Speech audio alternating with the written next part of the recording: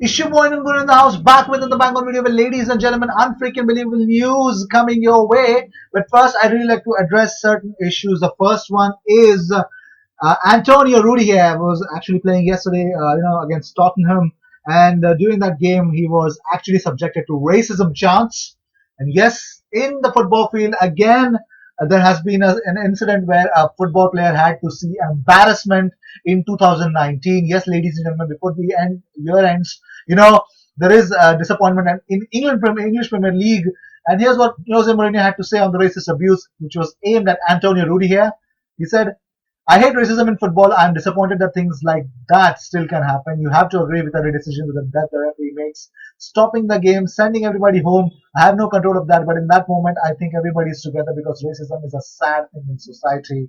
It's a sad thing in football, and it still happens. Shame on the people who actually did that to Antonio Rudiger and who do that to various football athletes and different athletes in their different professions. Shame on you guys. You never grown up. Actually, you're still from that old age of the era where people used to believe and discriminate people in terms of their color, caste, and creed. But moving on, Kevin Volland. Well, Arsenal are considering move for Bayern Leverkusen forward. Yes, it's really funny because Arsenal are considering a January move for Bayern Leverkusen forward Kevin Volland. The 27-year-old is said to have been watched by Gunnar Scout in a handful of recent matches and is expected to be among the names put to the new head coach, Mikel Arteta. Volland is predominantly a centre forward, but he can also play off the right hand side and is more desirable because he is left footed. The best part is German international has just 11 months remaining on his Leverkusen contract and having signed from Hoffenheim in 2016. Well, moving on, Arsenal hero Charlie Nicholas admits his former clubs are struggling and saying that they may have to sell stars Aubameyang and Lacazette in order to actually in the coming transfer windows. Well, despite developing into key players, Arsenal both uh, Aubameyang and Lacazette have been strongly linked with moves away. He said, defensively in midfield, in attack, Aubameyang is all over the place. Lacazette doesn't get a game and feels unloved.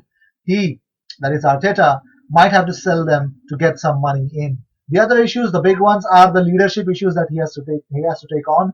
Does Ozil Fete? No. Well, he can go. Shaka, there is an interest from Hertha Berlin. You can go because what you did would not suit what I want. There are many big decisions to make. It's easy to get rid of 6 or 7 players, but they aren't ready to replace them yet. So that's the hard part. But the first thing he must do is walk in the dressing room and say, here's my rules, here's the way I'm doing things. I'm leading this football team now. So get on board or move on. It's really great, isn't it? But moving on, here's what Callum Chambers, he lays out the early signs of coaching greatness that he saw in Mikel Arteta. Well, yes, Callum Chambers says he knew his new head coach Mikel Arteta was destined for a career in the dugout when the two were playing together at Arsenal.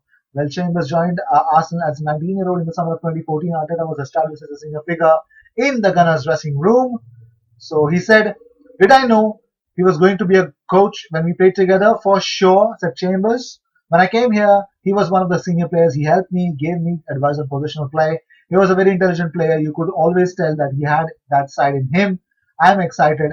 Everyone's excited to work with him and learn his philosophy. So let's move on.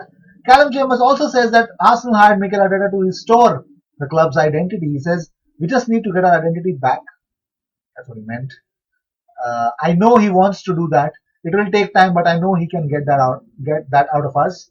We're all excited to work with him. That's the main feeling around the camp. He came in on Friday and said some words and said some more before the game. We all showed good spirit. He said that we put into play what he wanted from us. The message before the game was be brave, take responsibility, and work hard for each other. We did that on the pitch. He said afterwards it's a good start and there are things to work on. He was proud of the way we worked and how we worked hard. Well, let's move on. Let's move on with more and important news that's coming our way.